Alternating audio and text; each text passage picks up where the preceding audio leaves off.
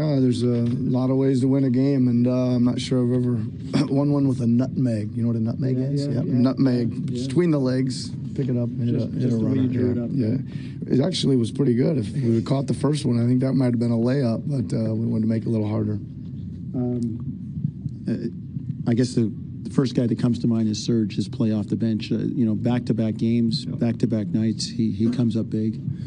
Yeah, he was excellent. I said that even, I think he's had 3 good games. I said that even the first night, even though he went 2 for 10 from the field, and he was thinking, Serge had it. I was like, man, he was effective. He was rebounding. He was rim protecting, and he goes in these stretches, and I think we go in them as well, where we string up some consecutive plays, and we're able to open up the game. They would bring it back, open up the game a little bit, and he's a big part of that. What is it with Kyle? Just seems to make those winning plays. Steps in for the charges, the threes, whatever layups.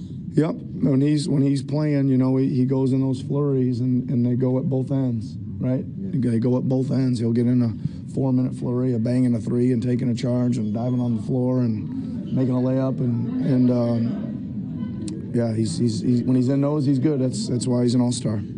Look, you're going to have to win games without people, be it injury or rest or whatever. What does it say early on to kind of be this together to win a game without Kawhi on the road? Yeah, I mean, I think this is probably the set at pregame. The biggest thing that you can take is we've got a spirited group that's ready to fight. It's not been very pretty, right? And I'm not that happy with some of our organization offensively.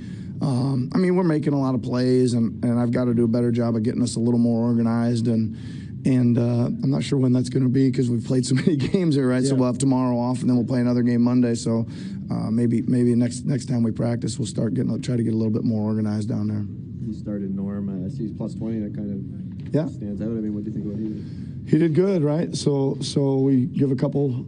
I think we made 3 changes to the starting lineup from last night, so we give some other guys some shots and tried to again look at some combinations. He had a little bad run there at the end of the half, right? But it was like he came out of there with a loose ball and threw it ahead, and there's probably about 2 guys in the league that make that play, and Wall's one of them, and darts in there and steals it, and they hit a 3. It kind of changed the momentum there at the end of the half, but I told him it was a pretty good aggressive play, right? So, but I thought the second half he did good. He was just more solid in the second half. You started CJ in the second half, and it kind of reeks of, look, this guy's worked hard. He's given us some stuff. Let's give him a chance.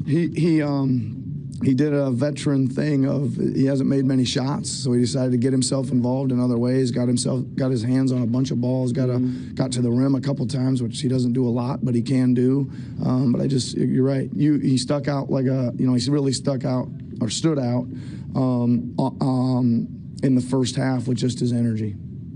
Coach, your team is up by 10 at the time of Beal's second goal and Scott's ejection. How do you make sure you use the word spirited second go? How do you make sure that your team controls its own emotions in that situation? Well, those situations have an interesting way of sometimes not working out the best for you, right? You get the free throws, and all of a sudden it seems like they get a fire in their belly, and again, reacting to a coach being tossed usually spurs a good reaction to a team. And we talked about it. We were all on the timeout saying, hey, listen, we really got to move our feet and keep our hands off, and they're going to put their head down and go to the rim, and it's going to be hard for us not to foul them. So let's try to keep them off the line if we can. That's about all. You spoke pregame of Kawhi shots having to go elsewhere. You named a couple players, CJ, Norman, I think, of guys who are going to have to step up in his absence.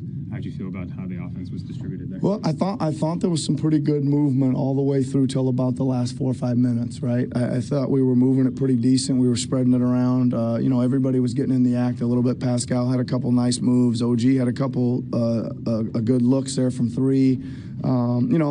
Pretty fortunate, I think, to be missing Kawhi, and Danny didn't really. He had a couple wide open shots that probably could have sealed that thing earlier. But again, huge night from Kyle and chip in from a bunch of other guys. You mentioned the movement of your guys not where you really wanted it to be in the last few minutes. How important was Pascal in getting that back, including those 2 offensive rebounds leading to the Lowry 3? Yeah, again, I think we did a good job of getting some extra possessions. Pascal and Serge were on the glass there, right? We weren't getting the best shots in the world, but we were getting long possessions or multiple possessions and a couple cracks at it a few times.